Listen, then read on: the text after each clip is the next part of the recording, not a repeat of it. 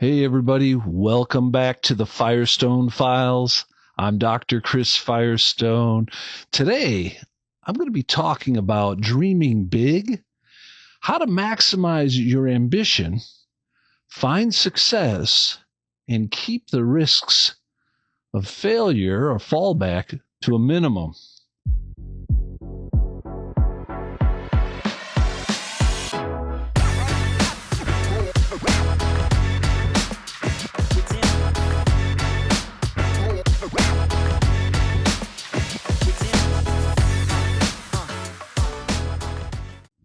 Have you ever thought about doing something you've never done before? Perhaps you have decided to, you've thought about something, maybe it's a long trip or an activity or an adventure, and, you've had it in your mind and you want to be ambitious, but you're not quite sure if you want to take the plunge and go for it. Then you had to do the hard work once you decided to do it to prepare for it, prepare for the big event, for the big race. Well, when you're young, perhaps it would be something more ambitious, like a backpack adventure around the world or overseas. Maybe it's a super long bike trip. Maybe it's a canoe and camping adventure, or maybe it's the completion of the marathon, or maybe a half marathon or something like that. As you get older, your ambitions naturally become a little more circumspect. You're a little more sober-minded. Maybe you realize that you can't recover quite as well, or maybe you can't go quite as far, or maybe you don't quite have the stamina that you used to. But nevertheless, you still want to take on these adventures. Regardless of the age that you are, big events or races help us to stretch our capabilities. They give us a goal, what philosophers call a telos. And I'm really kind of driven by I'm a kind of a purpose-driven guy. This summer, I decided once again to try to do a 5K with my kids, who are in much better shape than I am. But boy, it was a really awesome way to get myself back in shape, because I had a purpose. I had a drive, I had a goal that I wanted to get to. Sometimes you just want to get out of the daily grind. You want to do something extraordinary. You want to be able to tell a story. And how do you stretch that ambition? Find success, find it to be a worthwhile goal that stretches you, that grows you, but also to limit the risks and overcome the obstacles that might get in the way. There are no shortcuts to success in this regard, and there are really no limitations on age and fitness. It's just a matter of setting a goal that is a stretch, but doable for you. I would say there's like 4 parts to this. There's vision for it. There's decision to do it. There's the resolve to get there. And then there's a sort of dedication to get to the finish line. Now, today on the Firestone Files, we're going to take a closer look at preparing for something big, the big adventure, the big race. Regardless of your stage in life, why do you do it? What goes into it? What are some of the do's and don'ts surrounding it? Why is it important to be truly virtuous in sort of the classical Greek sense of virtue in order to get to the finish line? So I'm going to discuss briefly some Greek literature and philosophy, in particular the adventurer Odysseus, the soldier Phidippides, and the philosopher Aristotle, and see how they can help us understand the do's and don'ts of stepping out to go and do something extraordinary. That's what we're going to cover today on the Firestone Files. All right, well, in terms of the philosophy, I want to start out with a little bit of Greek history and mythology, because it's full of valor and conquest and courage under fire. And although some of the stories almost certainly have developed, to a sort of majestic level, of hyperbole or mythology, they're still inspiring and thought-provoking. And not always because of the great courage or a wisdom or expertise that's involved, but also the flaws that we see in these Greek characters. Now, if you consider the great Greek character Odysseus, he's of course famous for his campaign trip to Troy, in the strategy and the cunning of developing the Trojan horse and overcoming the city of Troy for the Athenians. And on his journey, his victorious journey home, he and his men find that the adventure is still beginning.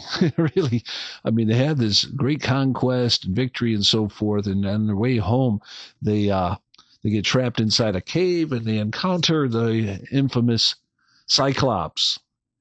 Odysseus outsmarts the giant, as you may recall, by telling him that his name is Nobody.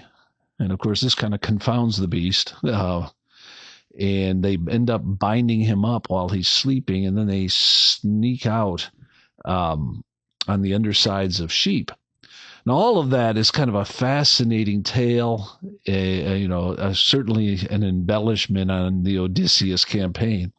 But I mention it not because of another great adventure and so forth. That is kind of a fun part of the story. But instead, Odysseus chooses, as he's fleeing, to taunt the great Cyclops as he's kind of getting out of his clutches. He can't resist to reveal his true name. And this pride of Odysseus leads the Cyclops to curse him with the wrath of Poseidon. And it ends up prolonging the journey home and causing all kinds of trouble for Odysseus from that point forward. His burst of exuberance and his pride was great fun, I imagine, but on the other side, it ended up really costing him and his group quite heavily. Now, it reminded me, this story, of something else that happened in my life a long time ago. I am going to tell this story at length someday. In fact, I'm going to interview my buddy John Hoyne, who was part of this story with me when I was about 23 years old, and I had a summer free. My buddy John and he ended up, by the way, becoming my best man at my wedding some 3 years later after this story. But my buddy John and I had a few bucks burning a hole in our pocket. We had a summer free, and we decided to buy some bicycles, get an airplane ticket, and with the remainder of our money in our pockets, we were going to go to Europe for a couple of months and just bike around Europe and live at campsites. And we got some tents and some sleeping bags, and we got some food cookers. And I mean, it was basically spending every penny I had. I'll tell more of the details of this story down the road. And if you're interested in it, just write to me and I'll fast track it. I'd like to get John on here and talk about these. I think it was 54 days that we spent biking throughout Europe. But it came to my mind in the context of the great adventure, the great journey, because for several different reasons. One, because we had the courage, we had the vision, and we had the courage to do it, and we had the conviction to do it. We put ourselves in a position where we had to do it. We bought the tickets, we got the bikes on the planes. We ended up in a airport in Brussels, and we started biking off into the city we don't have a ticket back home for 54 days. So on one level, that's all brilliant. That's all, fits right into the story, as it were, of maximizing your ambition and trying to find success and taking a big journey, all of those types of themes. But a couple of missing pieces that we didn't fully realize. We were, basketball players, a little bit athletic and so forth, but not ready necessarily for biking with as much weight as we had brought through a city that we didn't know for the entire day long, looking for a campsite. I mean, this went on for 3 weeks of just torture. And so, first of all, our lack of preparation was astounding. I think in terms of biking, I biked one time about 25 miles from our apartment to Trinity for my job, and then biked home afterwards another 25 miles. I had to stop and lay in the grass. I was so tired. That was my training. One 50-mile bike ride, which showed me I was totally not ready for this trip. Anyway, we went on it. After 3 or 4 weeks of biking, I became ready for the trip, and John became ready for the trip, and that was a harrowing tale in itself. So, again, I'll tell a lot more of the details when I have John Hoyne on with me here. But suffice it to say, that was quite the journey. Now, by the time we got ourselves in shape, we were starting to do some serious biking. We figured out how to find the campsites. We figured out a rhythm for setting up the tent, putting it down, washing our clothes, all of that kind of thing, getting food.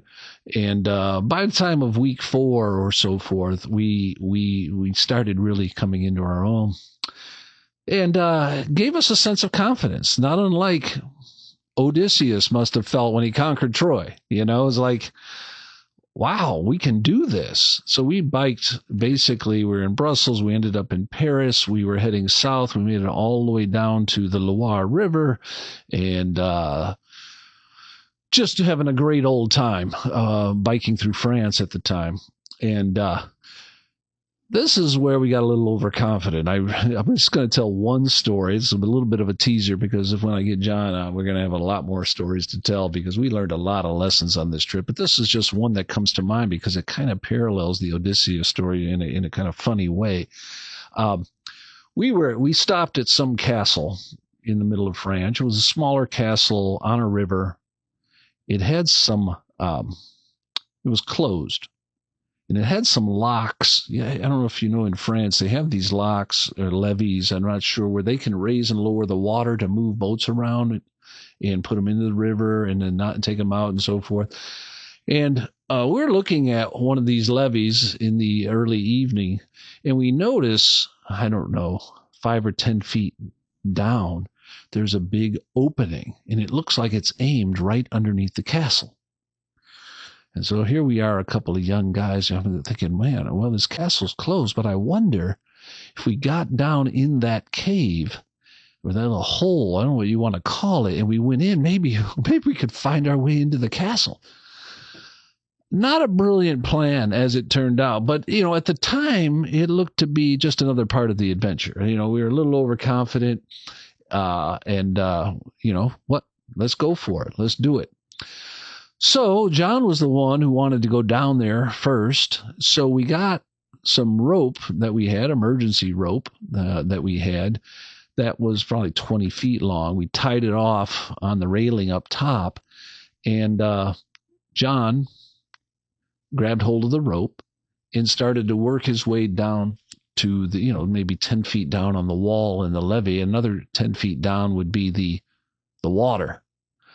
Didn't want to go splashing in the water, obviously. That's a mess, and how you're going to get out of there and all sorts of problems. So he had his biking gloves on, and his biking gloves were fingerless. Well, as he started going down the rope, the sheer weight of his body became too heavy for him to grip. So he started sliding on the rope, and I could hear him scream, "Ah!" He didn't let go. He kept sliding on it, and he got his feet into the hole, and he climbed in there. And he's screaming out, "Oh, it ripped my skin down to the bone. I'm bleeding. Oh, it's gross."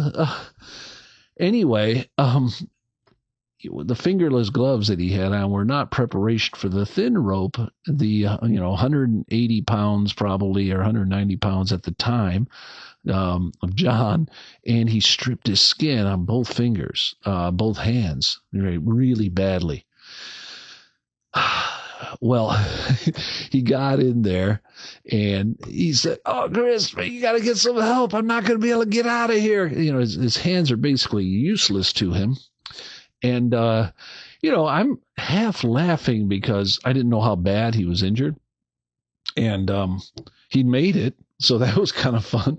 And I sort of disappeared into that hole. So I was like, hey, man, what's in there? Can you get into the castle? He goes, no, I can't get in the castle. It's blocked up down here. You got to give me some help. Anyway, we couldn't. There was nobody really there. It's like an empty area. Well, there wasn't anybody, significant that could help us.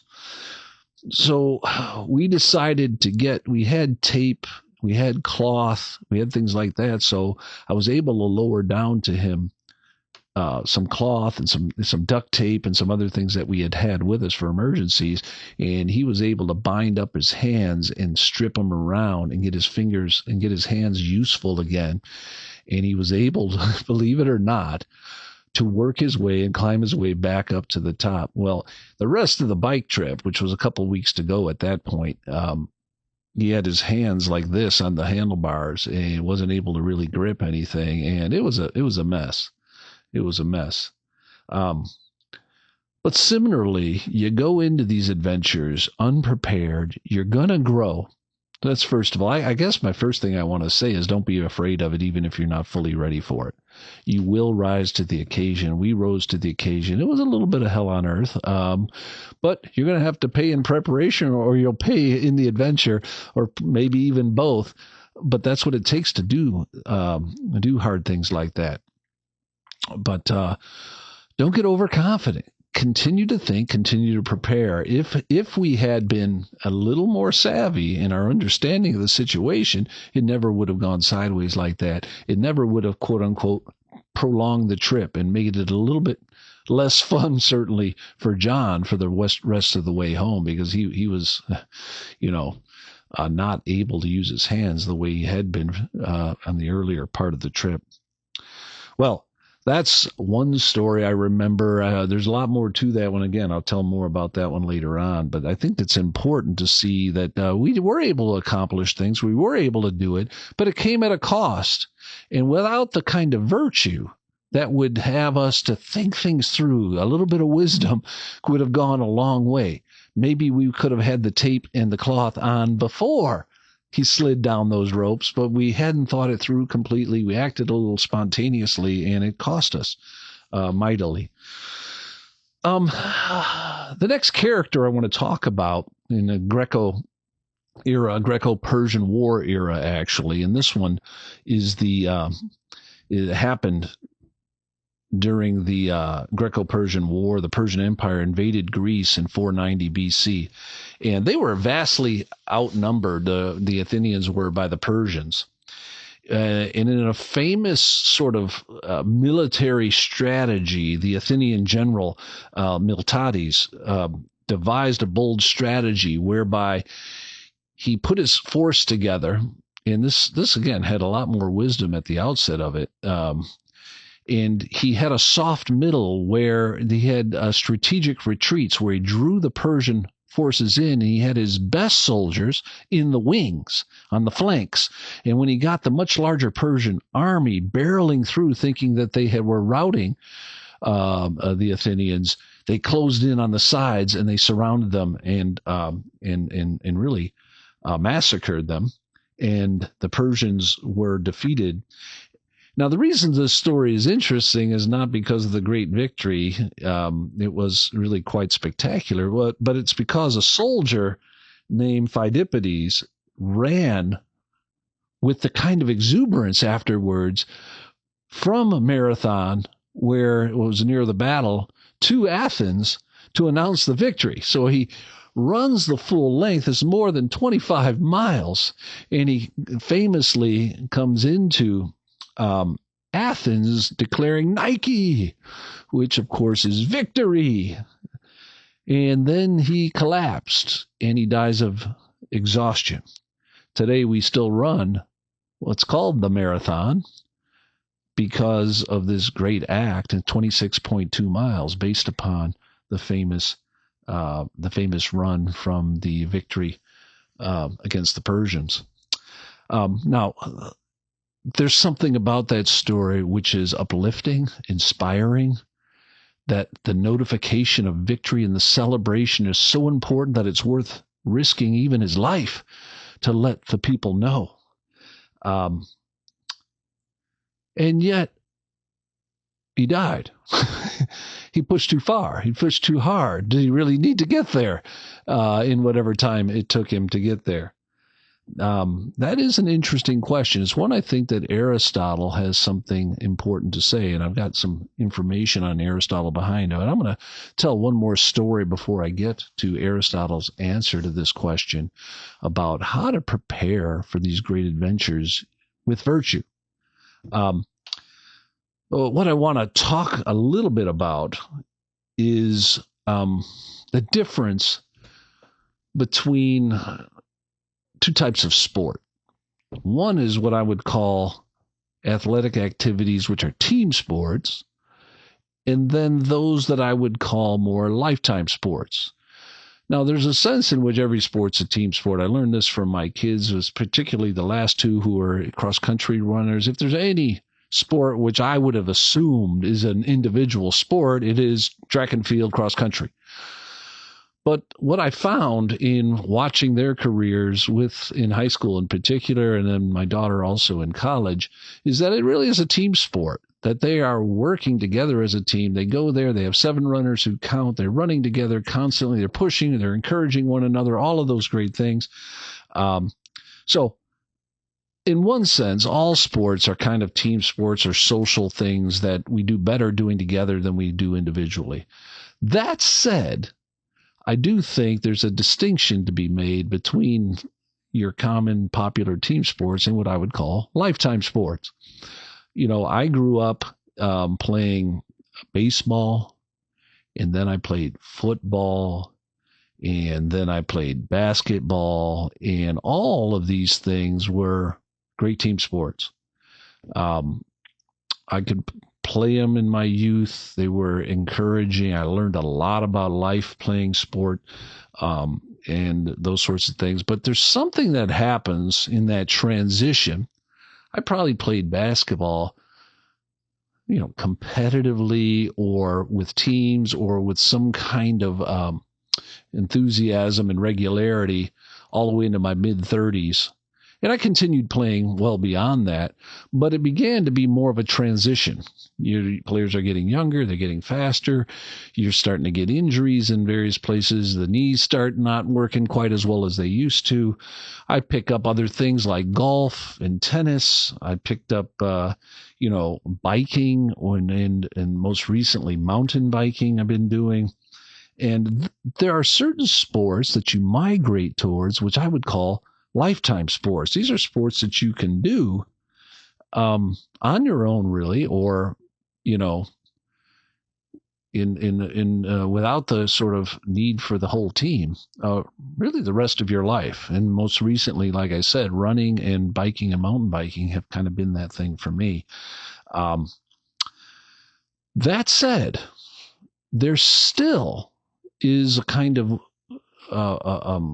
excellence and wisdom that surrounds doing these things well or thoughtfully. One event comes to mind that the family's been doing for a number of years now here in Arkansas. It's called the Lake DeGray Freedom Run.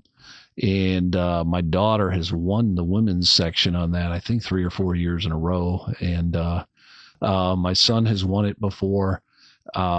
He's kind of stepped out of running. And so in the last couple of years, he took like second and third place. And I've been starting to do it because, hey, I can. And, while I've still got energy and interest, I've done it. My other daughter, Emma, is starting to do it.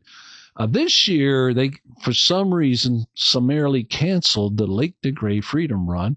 I'm not happy with it. Nobody was happy with that. But we ended up moving over to Little Rock, a little bigger pond than Lake DeGray was. So that'll be a story for a different time. But the story I want to mention here in the context of wisdom is my attempt to run the 5K with the kids in 2024. Again, this was Lake DeGray. I was in the sort of, I don't know if it was 50 and over category. And I prepared well for that race.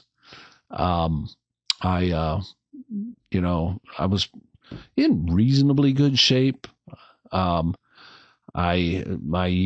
second daughter, Emma, I thought she and I were kind of equals at the time. She was just starting to get into running, so she had youth as her advantage. But I had, a lot of practice, and I've done running in the past, and I thought, boy, this is going to be a good race. So anyway, we got there that morning. We got ready. The race was run at 8:30. It's a little bit late, to be honest, to be running on 4th of July race in Arkansas at 8:30 because it was like 85 degrees and humid. And I started running. And Andrew and Becca tore off, and Emma and I kind of ran our pace race. And to be honest, I had a pretty good race. Now, I want to bracket that for a moment because I ran well, and but the night before, we were over at my dad's house, and this has now become, an instant classic in the Firestone family. We're at my dad's house, and one of the things my dad does, he's 87 years old at the time that we're taping this. And he likes to have a Heineken with his kid, when he comes over. So we were over there the night before the big race, and he cracks open a couple of Heinekens, and he and I are enjoying one. And Becca and Emma look over at me, and they said, "Hold on, you shouldn't do that. You need to do hydration, not beer-dration." I'm like, well, this is hydration for the Firestones. I kind of brushed it off. Anyway, like I said, I only had one beer, but they were absolutely convinced that I should be loading up on water the night before, probably eating pasta. And, they had a whole strategy for pre-race stuff. I was like, look, I've been doing this a long time. This one beer ain't going to make a difference. Okay. Anyway. That's a little preface to the story, or a little bracket to the story. Now we'll get back to it. I'm having a pretty good rate. In fact, I'm doing better than I expected. I passed up a number of what I would call the better Masters runners. And I even think I passed Emma at some point in there. And I was, for me, doing pretty well. I think I was kind of like on a 9-minute pace, which I know for some of you runners, that's pretty slow. But for me, it was pretty good at the time.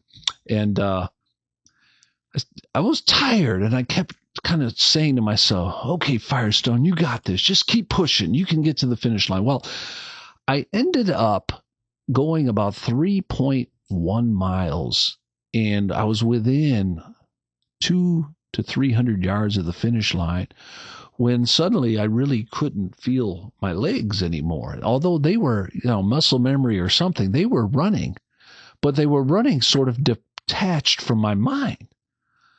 It's really hard to explain. Maybe some of you runners know what I'm talking about. But I was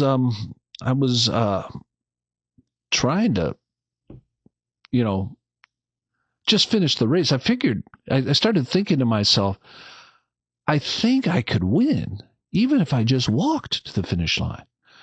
But go Firestone, keep pushing, you got this. But as my legs progressively became more detached from my body, I realized I was in trouble. I was starting to kind of lose it a little bit. And I was throwing my legs forward, and my body was leaning forward, but I wasn't really in control anymore. And suddenly, bam, I hit the ground.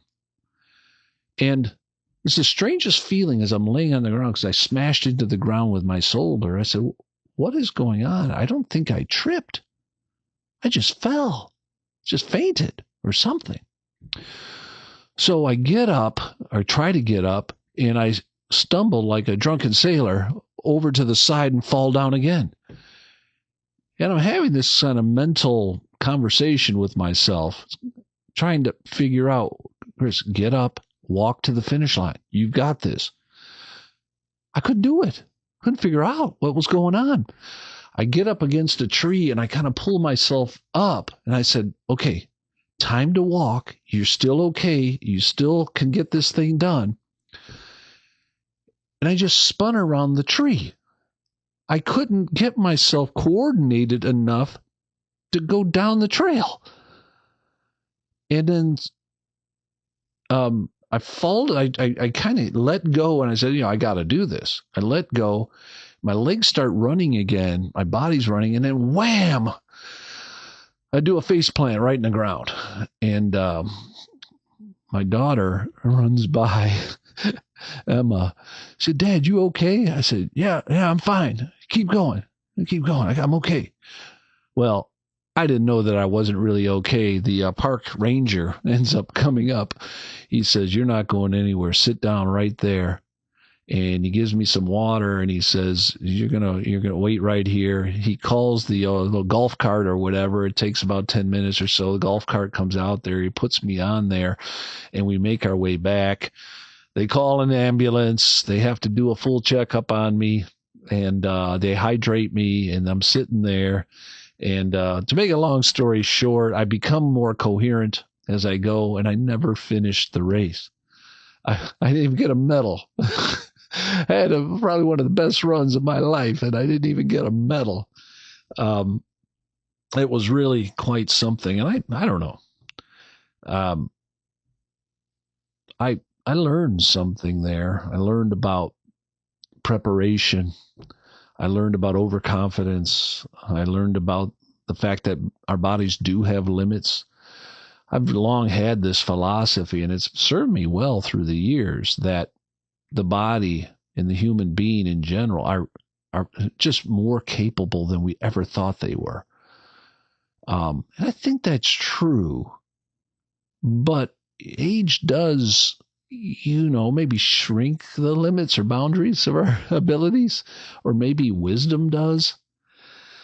Now, this is what brings me to, want to sort of begin to wrap this up, because I learned something here.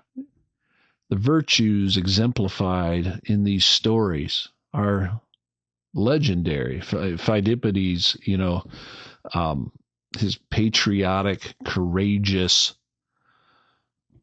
remarkable resolve to get from a marathon to Athens with the good news of victory.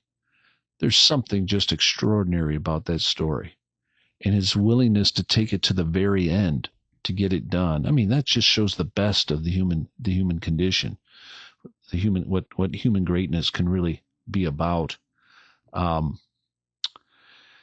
And although it has really historic appeal, Aristotle, I think, would potentially question the wisdom of it. If it leads to one's death, it's probably pushed beyond what's virtuous to a kind of rashness, an exuberance, an enthusiasm that goes above and beyond the moment. It's almost like patriotism gone too far.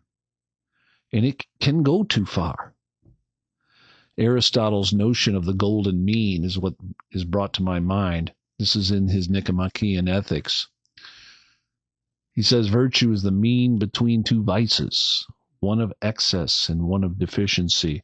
So if you think of the courage of Pheidippides to run that kind of distance to tell his people about the great victory that they had won,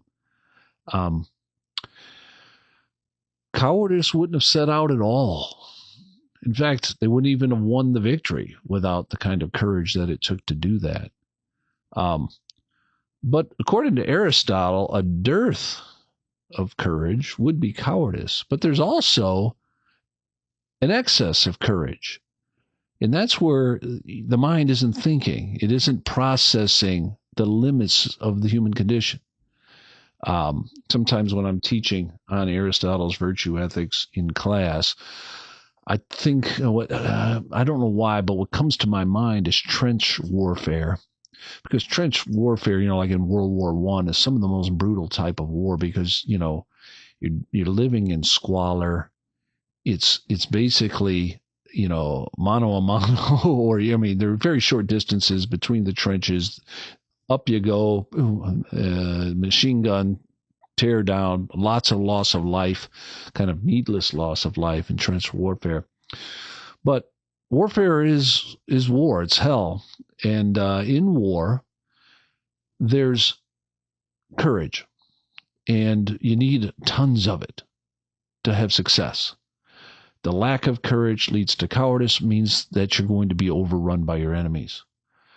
But who in World War I would have so much courage to just take their rifle, jump up from the trenches and say, I'm going to take them down myself and just move out? Of course, they will be cut down in an instant. That's not courage. That's rashness. That's over-the-top courage. That is kind of a vice of exuberance.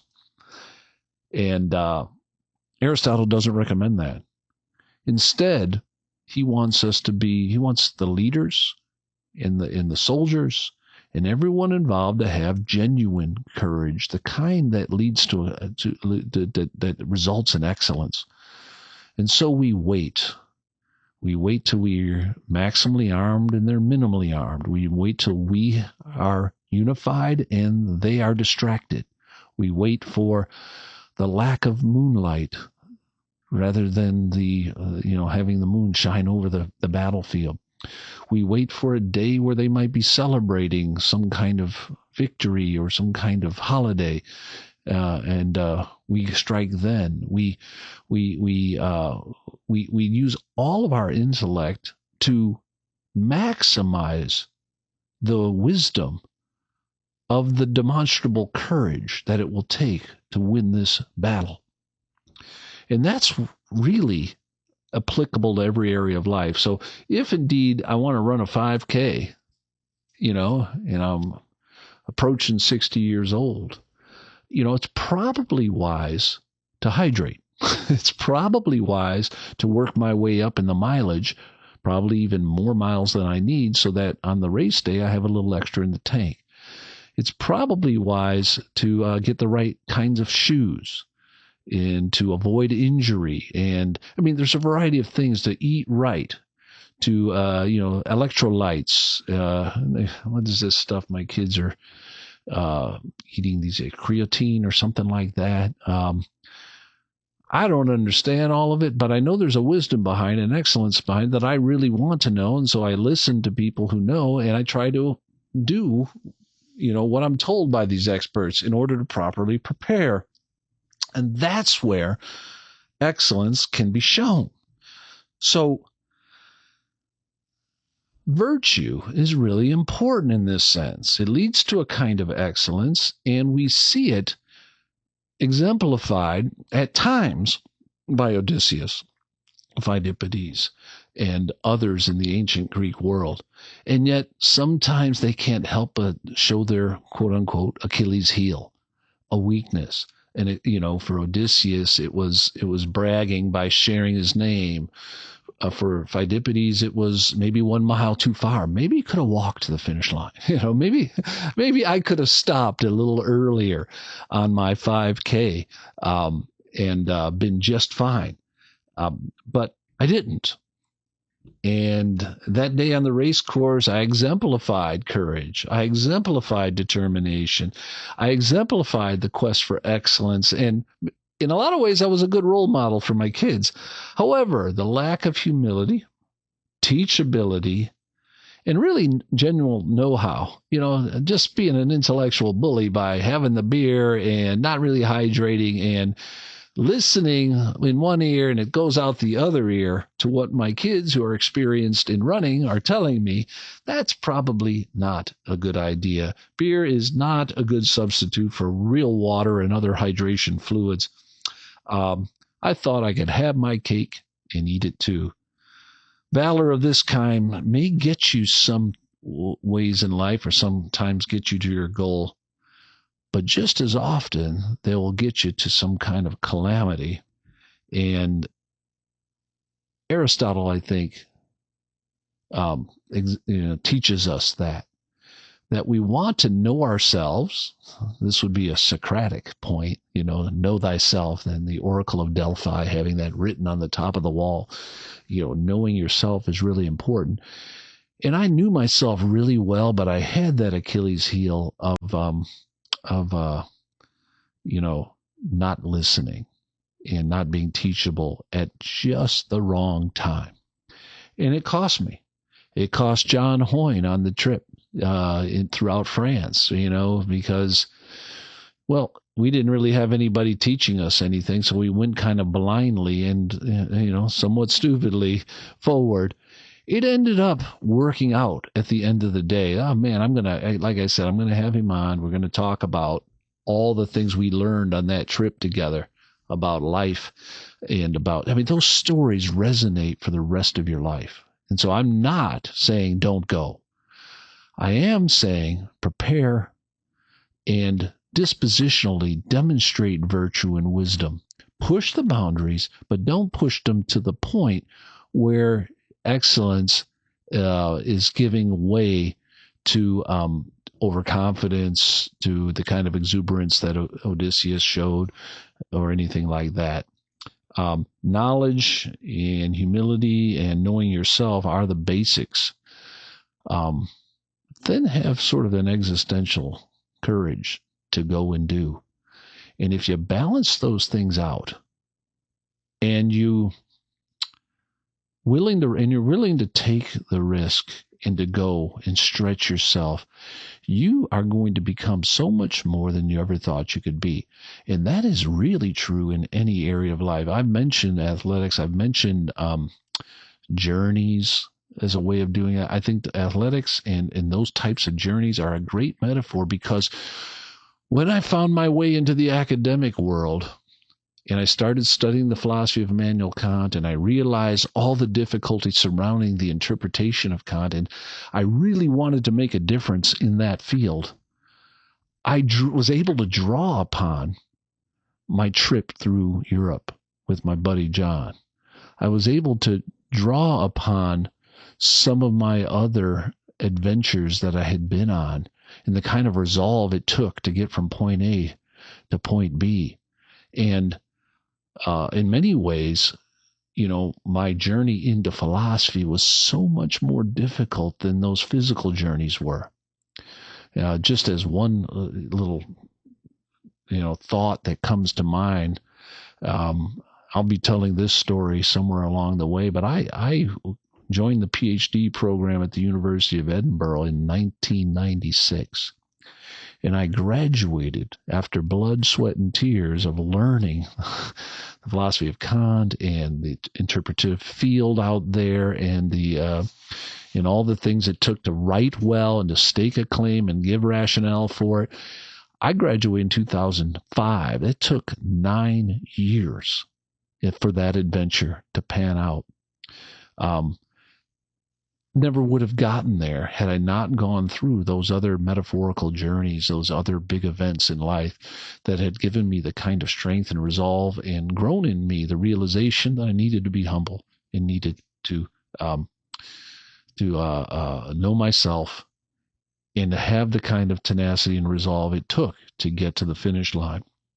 There are other things that I can recall. When I made a feature film, that took, from conception to completion, it was, more like 5 years, but it took 3 years of actual filmmaking to get it done.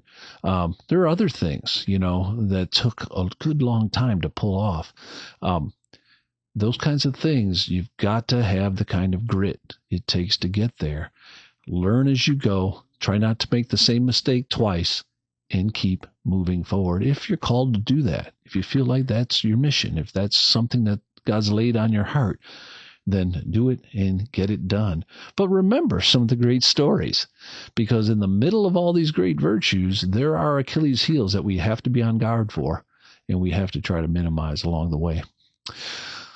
All right. Well, that's all I have time for today. Thank you very much for listening. As always, this is the Firestone Files. Have a good one. Bye for now. Thanks for stopping by to spend some time with me here on the Firestone Files. I hope today's reflections offered you some new insights and perspective on life. If you enjoyed the episode or found it valuable, I'd appreciate it if you'd take a moment to like, subscribe, and share it with someone you care about. I'd also love to hear your thoughts. What resonated with you? What challenged you? Or what would you like to hear more about in future episodes? Drop a comment below or send in your suggestions to the email in the description. Your input helps shape where we go next. This has been Dr. Chris Firestone. Until next time, keep asking the big questions And remember, the kingdom journey is always best with your friends. Further up and further in. Bye for now.